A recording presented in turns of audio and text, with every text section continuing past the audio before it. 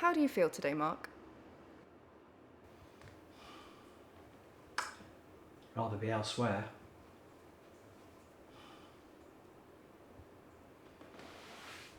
But if Peter thinks it's a good idea. Do you and Peter speak often? Not much. More than me and my father. We spoke a little when he was younger, but then I got busy with work, the house, parent stuff. Do you think Peter would agree? Probably. Why? What has he said? Has he said I'm a bad father? Do you think you are? Well, I fed him, I sheltered him, made sure he was safe. Can't be a bad father if he's still alive.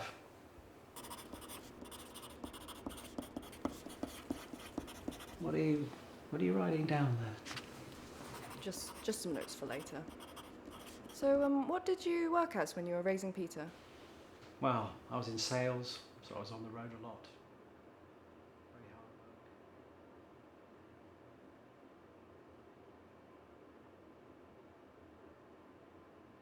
hard work. Do you maybe want to take 5?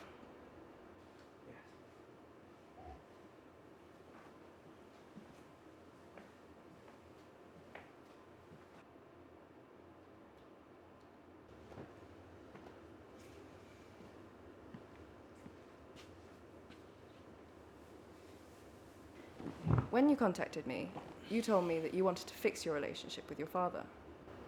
Yeah. Tell me more about your relationship with your father. He wasn't around much. My mum took care of me while he was at work.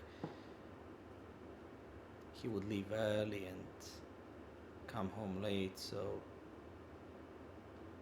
we wouldn't see each other that much.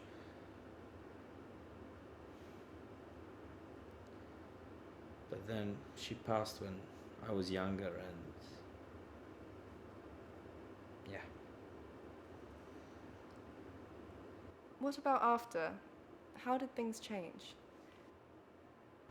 Well, they didn't change massively. He'd make some simple dinner when he came home. He would buy groceries on the weekend. I think for most of the time he was just sat in front of the TV and didn't say anything. How did this make you feel? I felt a bit neglected emotionally at first. But then things kinda became the new norm. So, did you guys ever talk about your mother or anything? We didn't talk much. Or really at all. Do you think your dad was okay with that? I don't know what my dad thinks. He's probably struggling, but he never really opened up about anything. I see. And what do you want to get out of these sessions? Well, I would like for us to start talking and to create something again. Would you like to take a seat on the couch beside you? Yeah, sure. Should we maybe bring your father in? Or is there anything else you'd like to add? No, no, I'm good. Yeah, you can bring him in.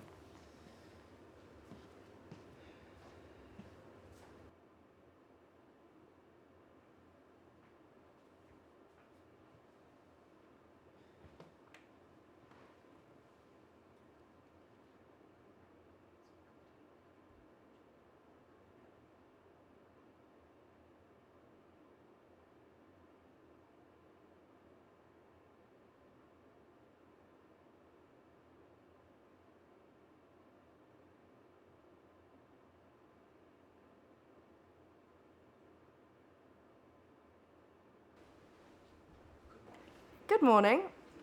I've spoken to you both individually now, and I think you're ready to sit down together and talk about some things. I've got a question for us to start with, if you wouldn't mind. I find that it helps with direction of the session. So, what frightens you the most?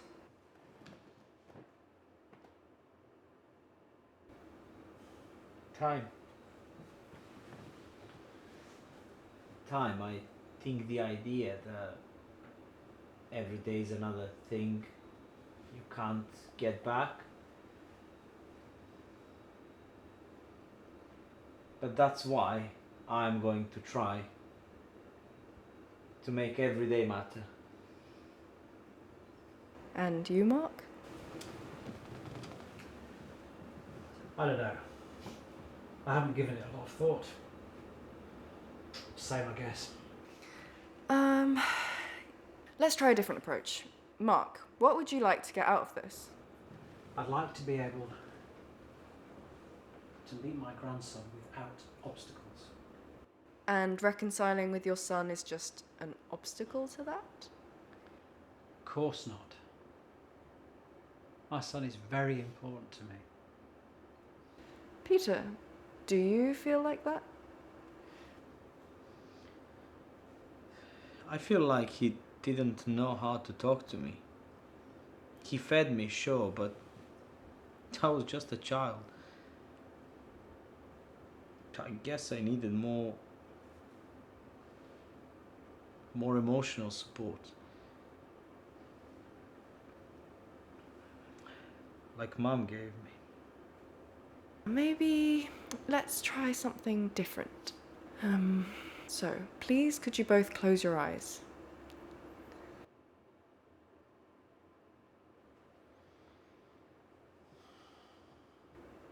I want you to think of a time when just the two of you were together and you were happy, maybe calm.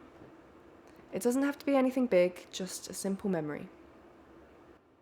I can't think of anything. I'm thinking those fishing trips.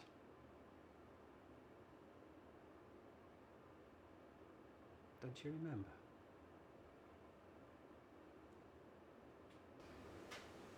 No. No, but I do remember feeling the crisp, cold air whip at my face. Salt water all around.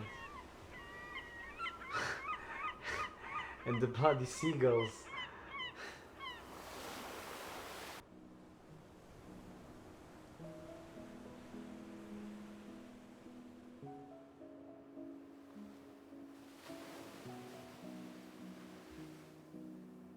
And why does this place make you feel at peace after your mum died? I really don't want to talk about her.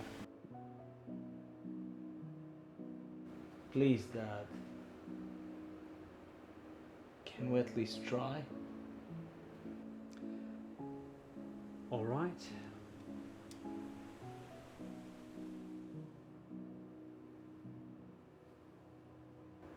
Did you ever talk about her on these fishing trips?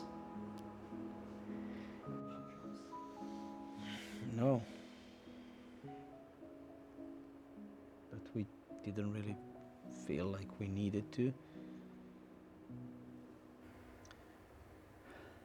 Did you want to? I don't really know. It just became so normal not to talk about her that I didn't really think whether I wanted to talk or not.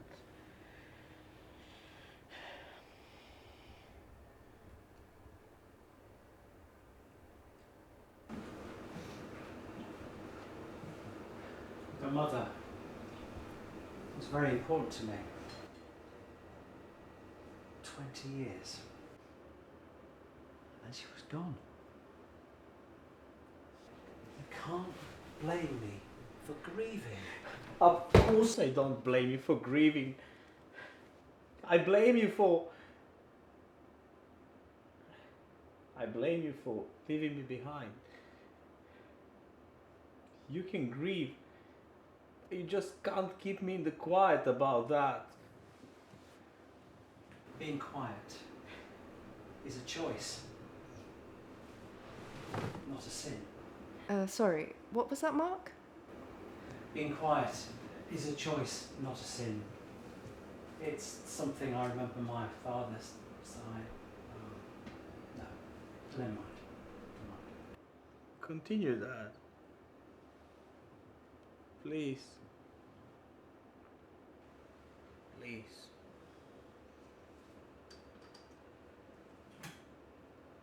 My father didn't used to talk a lot around the house. He'd say good morning, good day and such. He didn't say a lot. Sometimes I'd go to work with him. I'd sit on the front seat of his pickup truck. I remember him saying, being quiet is a choice, not a sin. I always looked at that as meaning saying nothing was better than saying something wrong. Especially when your mother died. I never meant to hurt you, Peter. But I did.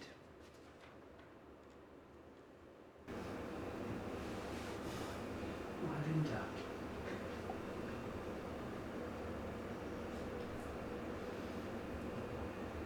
I didn't want to accidentally say something that would have hurt you. I thought that if I stayed quiet, you'd become the man you were meant to be. Not the tainted version that I made you become. You know, one of the reasons I brought you on those trips is so I could spend time with you. I didn't know how to talk with you. Your mother did all that, so I didn't have to. But I could still see my boy. Then why didn't you see me? Why couldn't you see your child scared and lonely?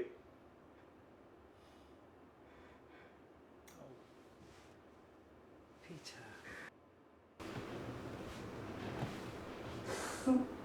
I can't undo the mistakes I made, but I know them for what they are.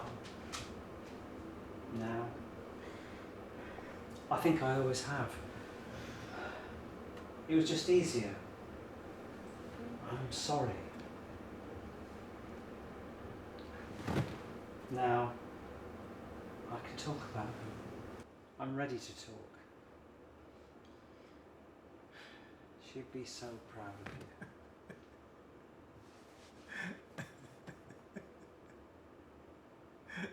I love you, Dad. I love you. I love you too.